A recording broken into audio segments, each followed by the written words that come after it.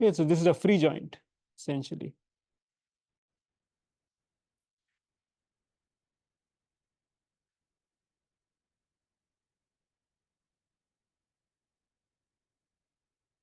Okay, so the equations of, so this would be, if you think of this is like some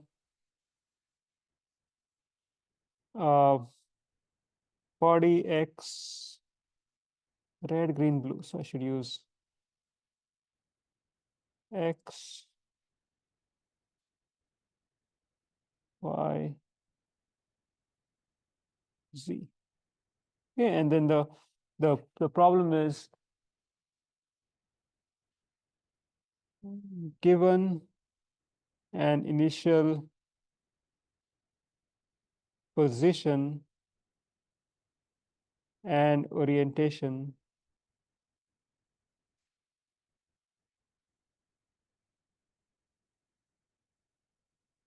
so that's one piece, initial linear and angular velocity describe the movement of the object.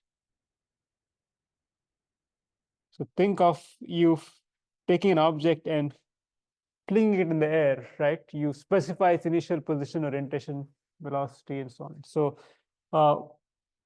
what we can do is we can get the equations of motion. So equations of motion. There are two parts to the equations of motion. One is the translation part, which is, so I'm going to assume that there's gravity acting downwards.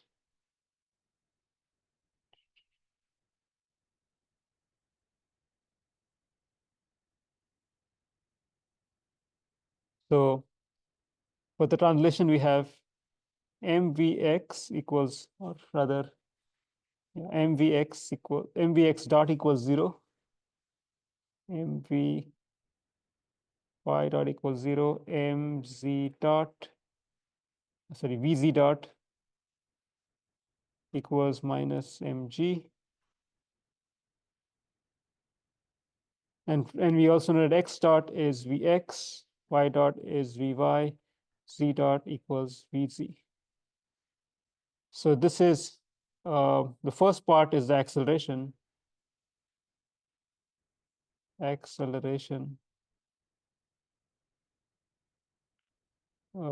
this is velocity. So the rate of change of velocity is the acceleration, which is over here. This is how you write it.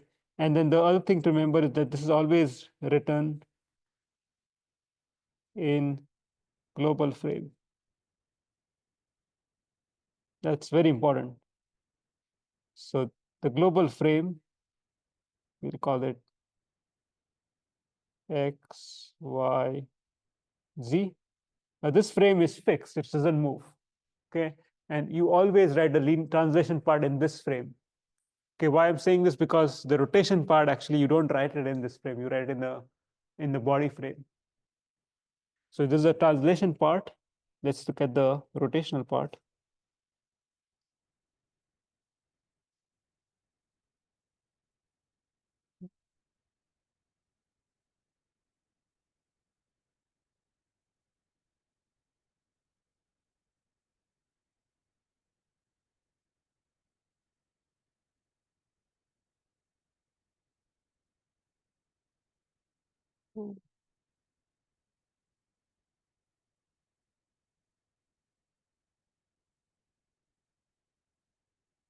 Okay, now this actually, it turns out that we'll, well, let me know the equations first. The equation is IB omega B dot plus omega B cross IB.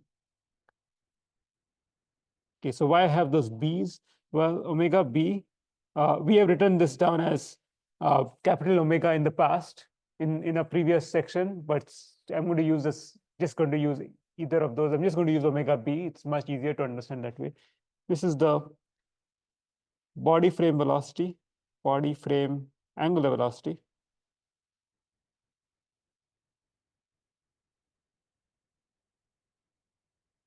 IB is the body frame inertia. We'll come to that a bit later. MB is the moment in the body frame.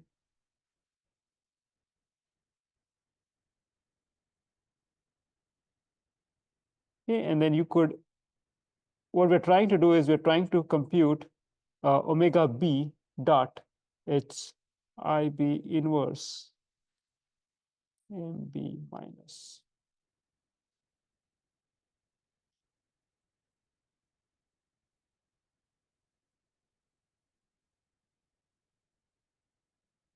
So this part is the angular acceleration. Okay, so in fact, I should go back here and say that this is linear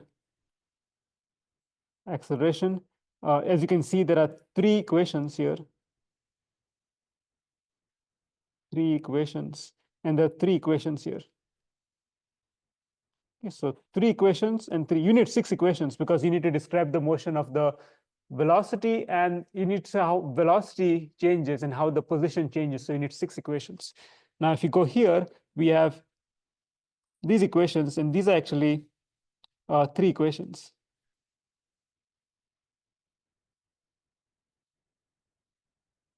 Three equations.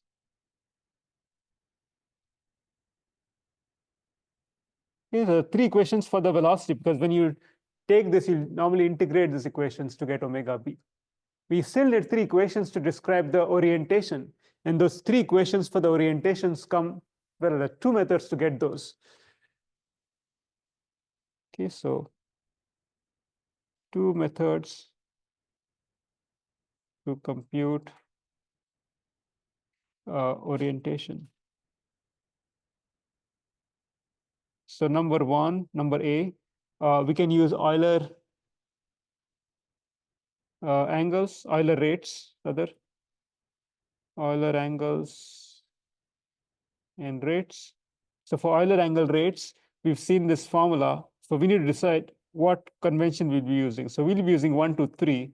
And 1, 2, 3, the rate of change of phi theta psi is 1 divided by cosine theta,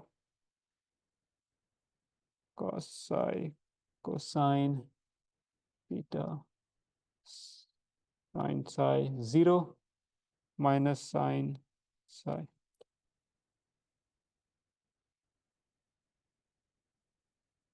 Sine theta, cosine psi 0, sine theta 0, 1 times omega b.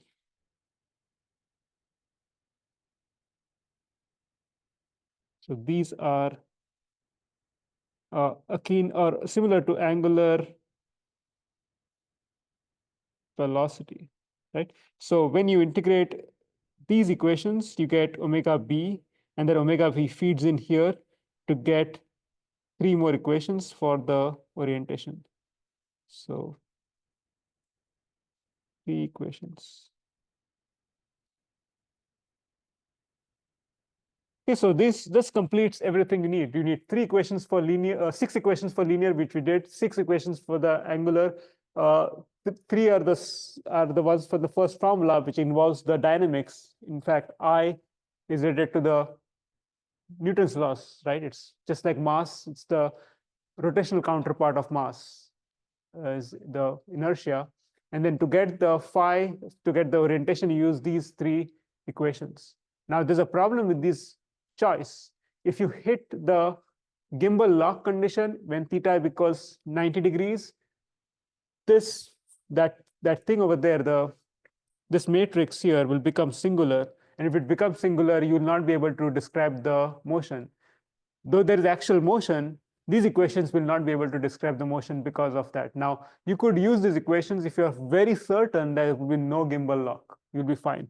But if there's a gimbal lock, and if you think there's going to be a gimbal lock, you're better off using the quaternions. So the second way of doing this is through quaternions.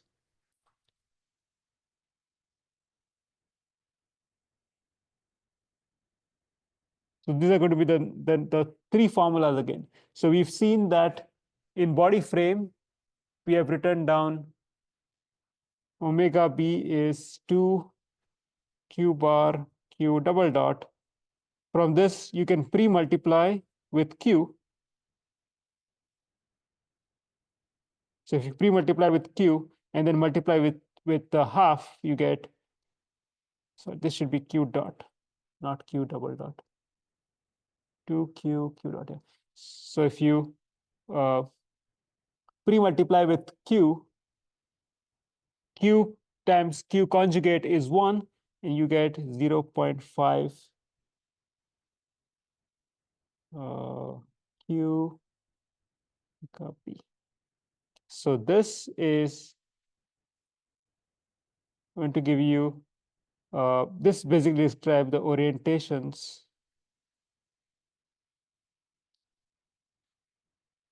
What did I write for that? Angular velocity, okay. This is similar to angular velocity, but using quaternion. With three equations.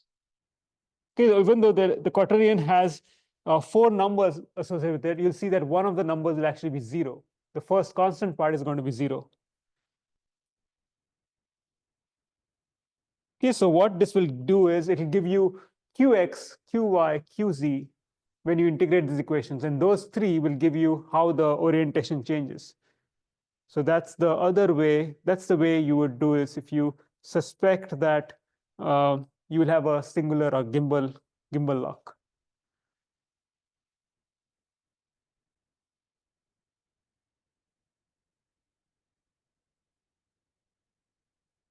Okay, so now let's just do a slight detour on inertia.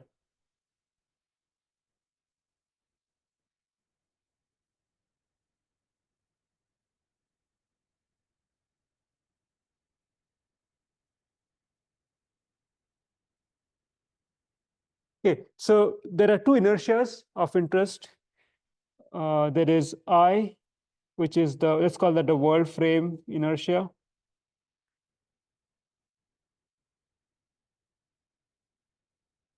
And then IB, which is the body frame inertia.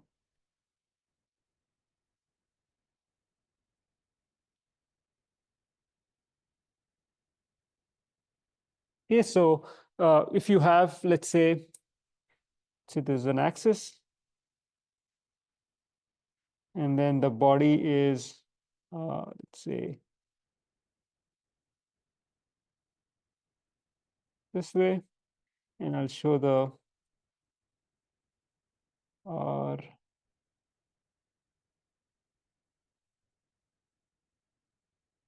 RGB.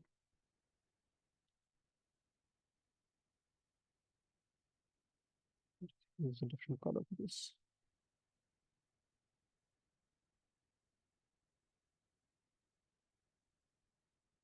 So the I is in this frame. So every time the body rotates, the inertia will change, because clearly that the body is going to have different axes which will align with the x, y, z of the world frame, right? And this is actually IB is in this frame. The good thing about the body frame inertia is that it remains constant. Okay, because it basically attached to the body and rotates with the body. So why is this very useful? Is because you can actually compute the body inertia very easily, and it's much harder to compute but it's easy to, eventually it's easy to compute the world frame inertia, because if you know the body inertia, you can get it, but it's easy to keep track of the body inertia. Okay, so you could write the rotational energy. So what I'm going to do is rather relation between I and IB. So how are they related? Okay, so what I'm going to use the rotational energy. So the rotational energy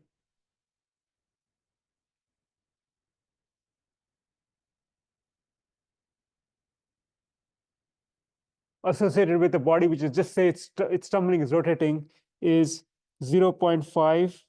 So it's a scalar. So it's written as omega I omega, right? So this is the omega is the world frame angular velocity, I is the world frame inertia, and that's going to be the energy. But the energy has to be the same no matter which frame you use. So I can also write this as 0.5 omega b I b omega b.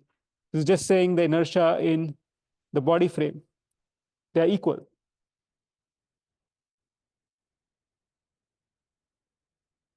Okay, so let me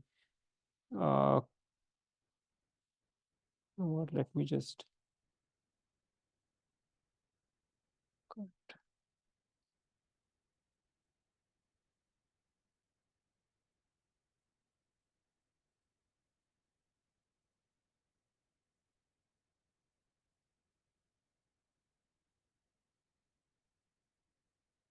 okay, so we have so we have to equate the two together. So we have omega I omega is omega b I omega b I b omega b. Yeah, I've canceled the 0.5. Now, but we know that, and this is one of your homework problem, there's a relation between omega and omega b, right? Omega is the rotation matrix from the body frame to the world frame times omega b. You can write it as r times omega b. So what we'll do is we'll put that in this formula. Omega, just substitute.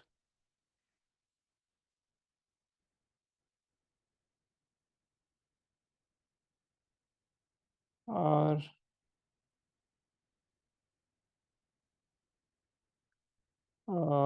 let me see. I'm trying to substitute omega b instead of I, so I can find I as is some term. So what I'm going to do is I'm going to take the transpose. Omega b is R transpose omega, right? This is basically taking taking R transpose pre-multiplying both sides, but R transpose is I. So now I can write from here. I'm going to substitute it in this formula. Omega I omega equals R transpose omega IB. Oh, my bad. I should have been consistent. This has no meaning. This actually should be. Okay, so omega I omega has no meaning because this is a 3 cross 1. When you do 3 cross 3 times 3 cross 1, you get 3 cross 1, right? So you cannot multiply a 3 cross 1 times 3 cross 1. So the way to write this is actually using a transpose. So this will be 1 cross 3. 3 cross 3, that's I. 3 cross 1, so 3 cross 1. And so this will be a scalar. So I should have been more particular about the way I wrote this down. So now it's all consistent. Okay, so I have to take the transpose R transpose omega transpose substituting for omega b I b R transpose omega. So the transpose is AB transpose is B transpose A transpose. So this is omega transpose R transpose of transpose is R IB R transpose omega. It doesn't really matter how I put that bracket. It doesn't. It should be transpose. Okay.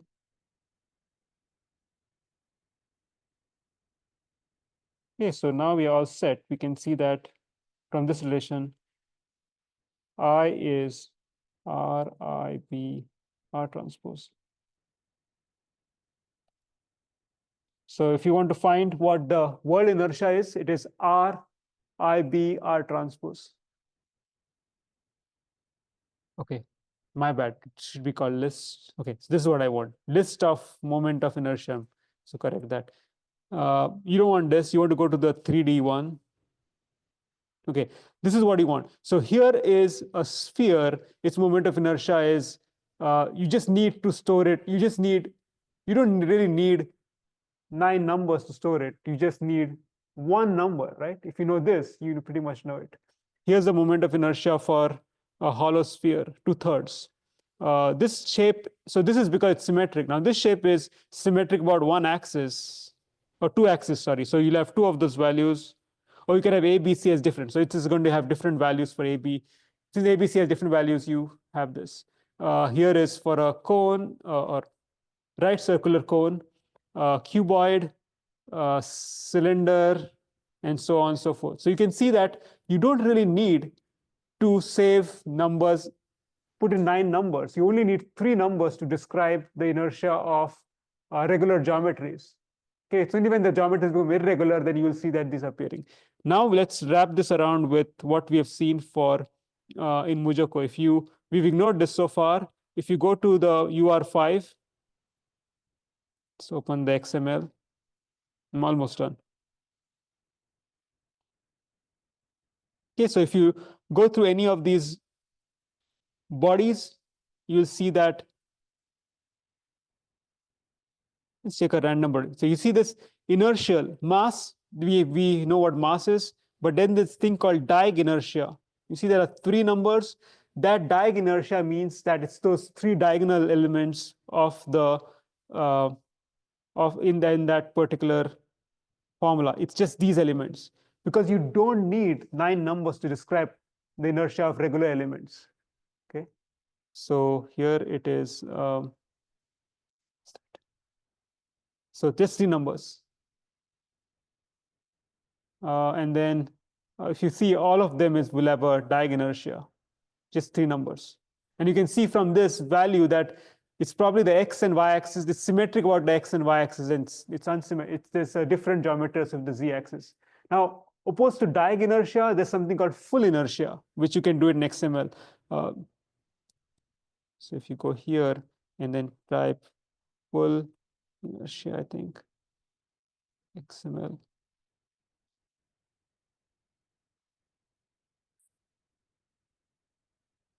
Full inertia.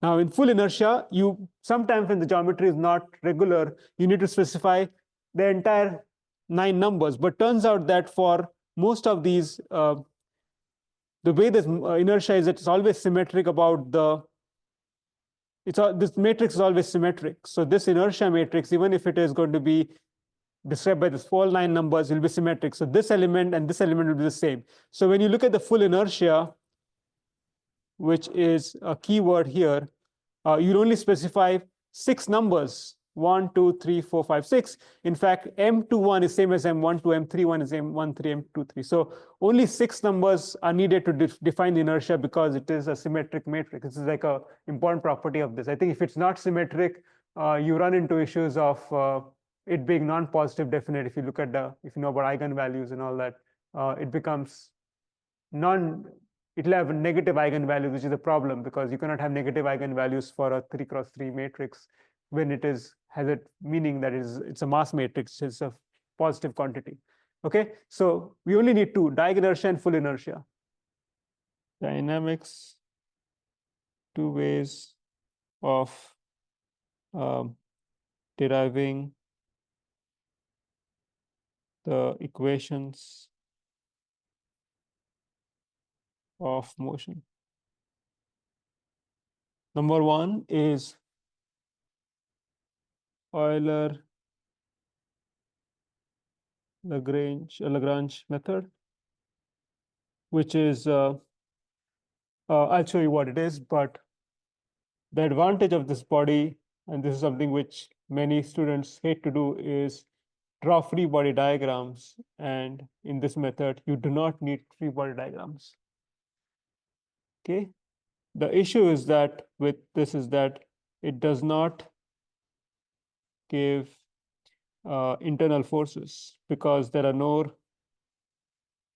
free body diagrams. Sometimes you need internal forces. So, for example, if you're doing um, some kind of a design, then you need the stresses between, say, two links, and then forces between two links to get the stresses, and that Euler-Lagrange won't give you. This one requires symbolic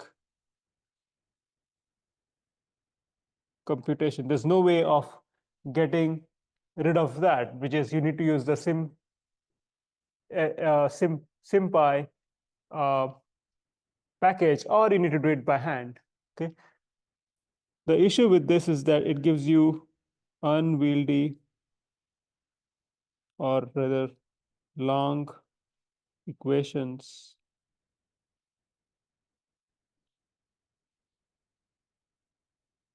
for long chains.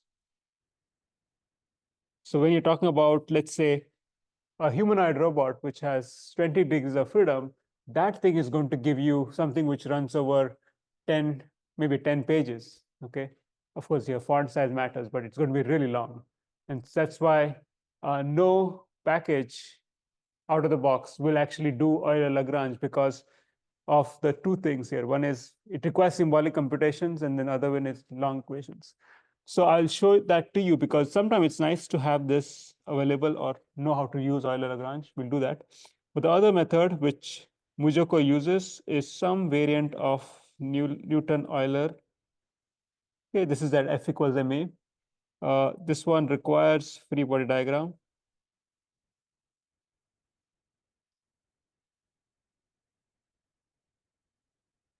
Okay, which means it gives interaction forces, which are sometimes required. You can use, so you can do symbolic or numeric computations.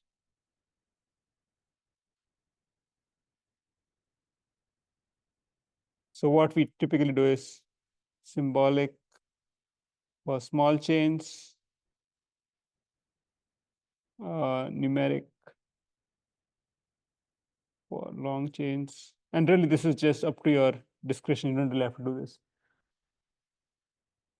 Okay, one reason why we want to have symbolic calculations is because when you're deriving, when we're going to do control, sometimes you need to have equations which are symbolic so that you can linearize the equations. So, and there are very many tools to use linear control, which is very well studied, versus nonlinear control. So that's one reason why you want symbolic computation. But there are ways to do that linearization without using symbolics by using numerical differentiation, which I won't get into too much details.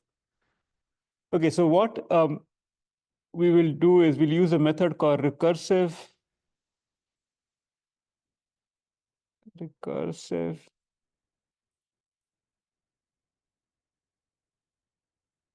Newton-Euler algorithm, RNEA. And this is the thing which is used by MuJoCo. It uses a different way of doing this using spatial vectors, which is not what I'm doing. But so what spatial vectors does is it actually takes, instead of writing three equations for linear velocity, so we usually deal with three equations for linear motion, three equations for angular motions. We deal with vectors. What MuJoCo does, it uses spatial vectors, which is trying to take the linear and the angular part into a single six-dimensional vector and works with that. Okay, so it's just another way of doing it. I really think that, I think when you want to generalize and things like that, it's good. But for our purposes, we are fine with